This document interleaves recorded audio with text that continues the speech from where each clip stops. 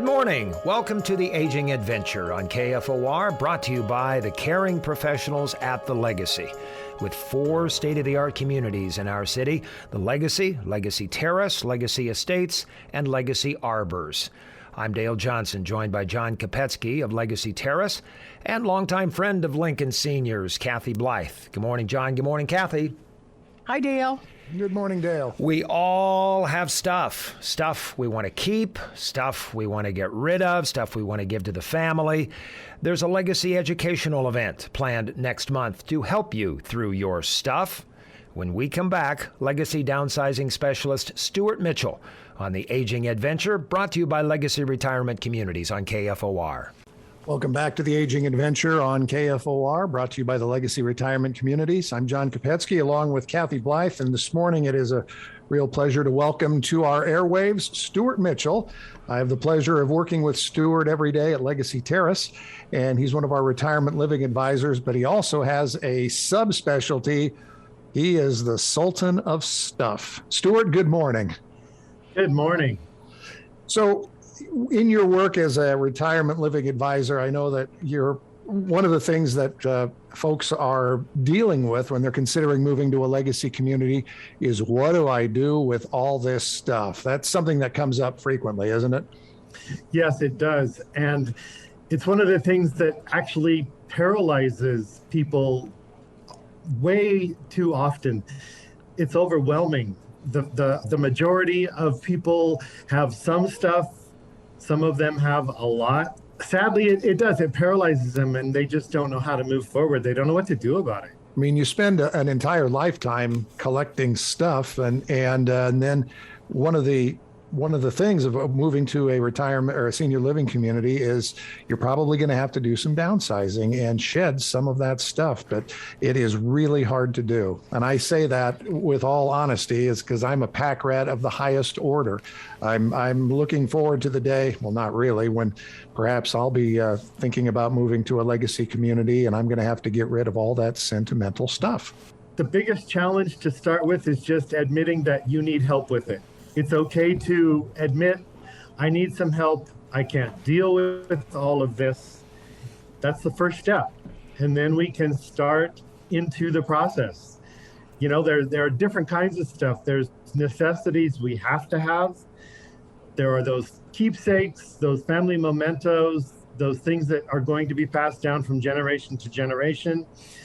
There's ordinary everyday stuff that we could certainly get rid of. There's excess stuff that could be donated. And then everybody's got some junk that could be trashed or recycled. And it's just kind of identifying what the stuff is that is hampering you, what's bothering you. And is it good to put it in categories? Should you denote different areas for these different categories? And also, part B to that question is, do you get a lot of people involved, or maybe just one to begin with? It's definitely good to categorize it, because then you can prioritize which category you're going to attack first. The junk, the stuff that could be thrown away or recycled, let's do that first. We get rid of it. We've already made progress. We've got space. And as far as the people you would get involved, I feel very strongly that if you have family members or close friends that are helping you in this process, we need to start the communication process and get them involved. A lot of times, if it's keepsakes and family items, in your mind, you want those to be passed on to a family member. We have to start communicating about that. We have to let the family know we want this to happen. What happens if the family members, or let's say the kids, decide, Mom, Dad, we really don't want to keep item A, B, C, or D that you think is so special and should be kept handed down in the family? How do you respond to that? Well, you diplomatically share with the prospect, you know, it's been important to you. It's been a critical part of your life. Maybe the kids don't want it. Let's discuss another alternative, what you might like to see done with it if the kids don't have it.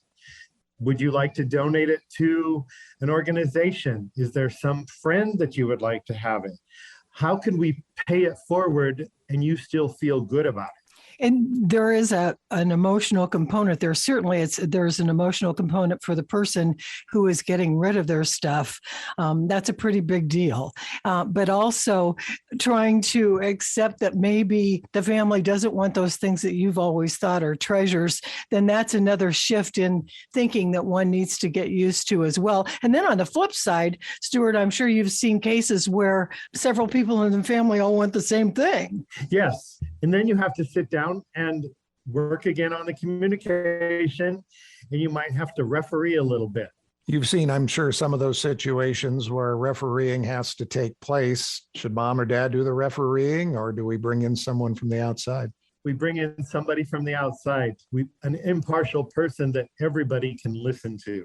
That avoids a lot of hard feelings. I know several months ago, we had an event here at the Legacy Communities where the son of one of my residents told a story about a family heirloom that was moved from the farm to Lincoln. It was a safe from a bank that dated back to the turn of the 19th to the 20th century. It was something that had belonged to the family, and they'd had it in their farmhouse, and dad insisted that it be moved to Lincoln, to the townhome that they were moving to.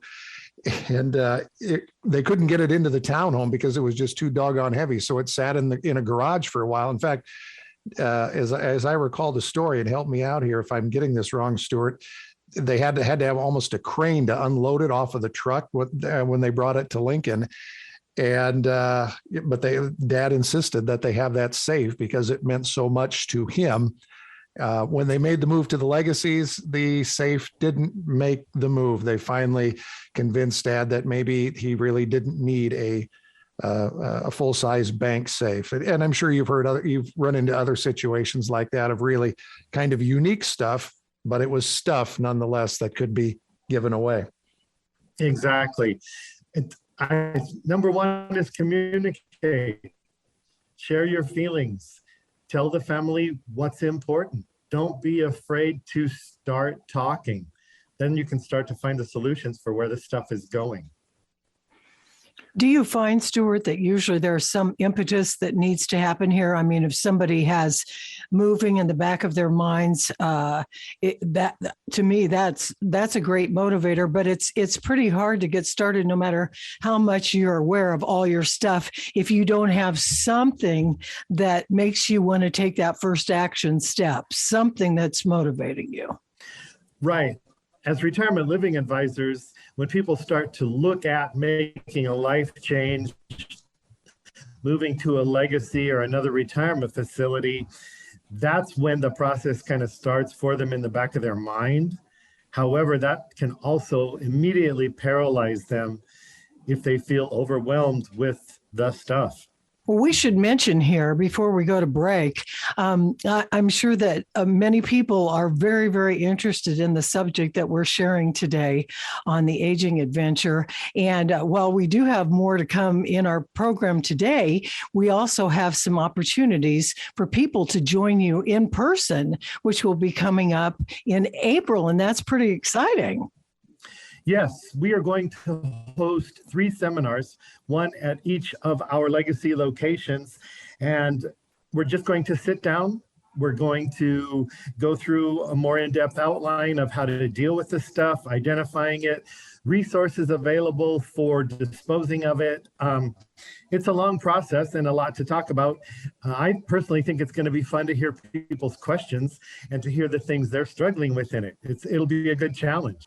And you also have a handout you'll be sharing with them. We're going to send everybody home with a resource guide of, options, tag sale options, auction options, different donation options, depending on what they're dealing with, what the stuff is. And, if you're working with a retirement living advisor, they can help you sort this out. That's part of what we do. So yeah, in April, 3 dates at all 3 locations. It should be fun. And we'll give those specifics before we get to the end of the show and let people know how they can get involved. You're listening to The Aging Adventure today. We're visiting with downsizing expert and retirement living advisor Stuart Mitchell from the Legacy Retirement Communities, and we'll be right back with more.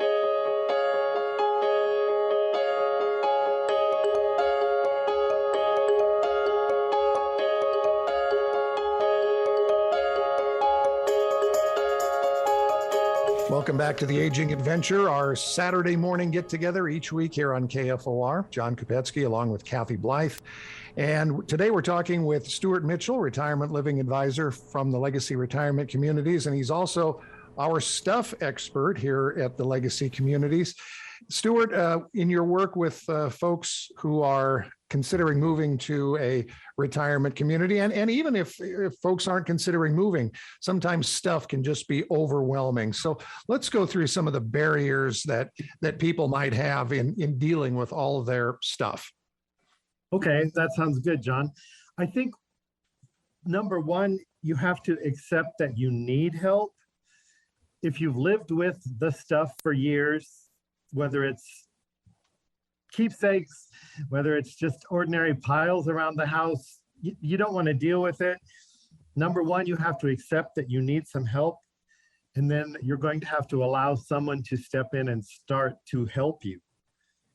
And sometimes you don't feel the energy, you don't feel you have the energy, pardon me, you don't feel the motivation to do it.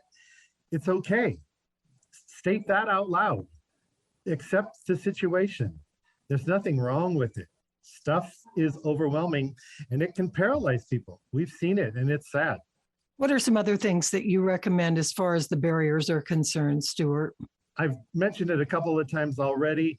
My number one recommendation is just to communicate about it. And once you admit it, communicate to family, communicate to friends maybe that are helping you, whoever's important in your life. Communicate it to that retirement living advisor. You're talking to me about making a change. You want me to come and look at this apartment? Oh, I've got this big house full of stuff and you want me to move into that apartment? Communicate, tell them. It's part of life. It's a natural situation, and there are things that can be done. There are options for how to get rid of it. We won't go into specifics here this morning because it really varies depending on what the exact barrier is or what the specific stuff is that you're coping with. And the time to do it really isn't the idea isn't to wait until you've made a decision to move to a retirement living situation, or maybe medical situation dictates that and it has to happen quickly. You can start doing this anytime. Oh, absolutely. The sooner the better. I would encourage it. I need to do it for my own self in my own apartment. You know, the sooner you do it, the sooner you get some of that weight off your shoulders and you'll feel better. And if you are considering some kind of a change to retirement living, you definitely don't need that added weight of worrying about the excess. And to speak to anybody who's actually gone through this process successfully, I mean, they definitely will say it is a life changer, that suddenly they are freer in all parts of their life, in all emotional aspects, physical aspects, that life just takes on a different meaning when you have shed the stuff. And just getting started seems to be a great thing for most people. Once they get past that hump and start going, then they want to keep going. Exactly. Once you can, break that barrier and attack it, you see the process start. You're only taking it one step at a time, one category at a time, let's say. It doesn't all have to be done in 48 hours. It's not going to be accomplished in a week. You didn't accumulate all of that stuff in a week. But once you start, you are actually going to feel empowered, like, I can do this. I've got control over this. And as you work through it, the sense of accomplishment is very rewarding. So what are some of the options for folks? You've decided you're going to go through the stuff. I mean, do you donate? Can you sell some of the items? I mean, what are some of the options people can take advantage of? We like to address all the options. If possible, tag sales can be a wonderful thing. I can very diplomatically tell you, you would have a great tag sale here. You don't really have enough stuff. You have a big garage sale on your hands, or, hey, you've got a lot of furniture and a lot of items. You might be looking at an auction, and we can definitely take a look and help make those kinds of decisions just based on the volume. And sometimes, I'm sorry, this isn't worth anything anymore. This is kind of trash. It's time to say goodbye to it. So again, it depends on the specific items, and it depends on the volume of stuff you have. And I know even things like online sales, Facebook Marketplace, and situations like that can be used to sell some of the higher end stuff. Absolutely. And if that sounds overwhelming to you, Facebook, I don't do that. I don't have that. My kids are too busy to do that. We can connect you with people who, for whatever reason, enjoy doing it. They enjoy the process. They can come in and talk to you, identify the things you want to get rid of, and they can help you. They can help you sell it. It's not on you to have to do everything. It's on you. It's your responsibility to say, I need the help. And then it's on you to make the decisions about things when some options are presented to you. Do you run into situations, and I'm sure you have, where people who are moving in to one of the legacy apartments aren't in a real hurry to sell their home? They're taking their time. Do they sometimes just try certain items in their home, in their new home at Legacy, to see if they work, and then go back and forth until everything is just feels right, like a miniature version of the home, the larger home they had before? Yes, we've seen that. If you have the luxury of moving and not having to sell your home right away, that's like one of the best scenarios. You move furniture, you move the stuff that you are most attached to, set up your apartment, get it feeling like home. Hey, I've got room for this. It's still at the house. I could bring this over. It's still at the house. And you can add to your current home. Or, flip side to that, I moved way too much stuff. I don't even have enough kitchen cupboards for all these dishes. I don't know why I thought I needed all this. Things can be returned back to your home. They can go on the tag sale. They can go to auction, whatever decisions you've made. So sometimes that's a great way to take the pressure off if you can move and then worry about selling. Talk about a little bit, Stuart, about nonprofits or charities in general. And I know each nonprofit is going to be a little bit different, but what are the items that typically that they will accept, and are there some items that they won't accept in general? Okay. At the legacies, we collect clothing. Catholic Social Services actually comes out and picks up clothing donations from us once a month. The only thing that they are currently taking is clothing. When it comes to larger furniture items, right now, nobody will just swoop in and pick up a bunch of furniture for donation, but we can find alternatives. We can find people to haul it to the charity for the donation purpose. The People's City Mission does take clothing. They take housewares. They appreciate furniture. They're open to about everything as long as we find a way to haul it to them. There are also charities like the Salvation Army. They appreciate donations. Again, you need to haul it to them. But also, once again, if you can't do that, speak up. We'll figure out a way. Okay, well, let's remind people again how they can meet Stuart live and in person. There are 3 different choices for you of a personal approach to deal with this stuff, and you can reserve your seat. You have your choice of Thursday, April 7th at the Legacy 56th and Pioneers, Tuesday, April 12th at Legacy Estates 72nd and Van Dorn, and Tuesday, April 19th at Legacy Terrace 5700 Fremont Street. And each of the presentations will be at 1:30. And as Stuart said, they will leave with a nice handout of information that will help them going forward. John, I'll let you take it from here. To get your seat reserved, just call 402-436-3000. And yes, we will send you home from that wonderful encounter with Stuart with a little more stuff. But it will help you manage the stuff you already have. We look forward to having you here at one of the legacies for dealing with all the stuff. Stuart, thank you so much. Yes, thank you, you. Stuart. Thank you, Stuart. John, where do listeners go for more information about legacy communities? You can call us at 402-436-3000 or check us out online at legacyretirement.com. Thank you too, Kathy. Looking forward to next week's conversation. Join us every Saturday morning for the Aging Adventure, brought to you by the Legacy Retirement Communities. I'm Dale Johnson.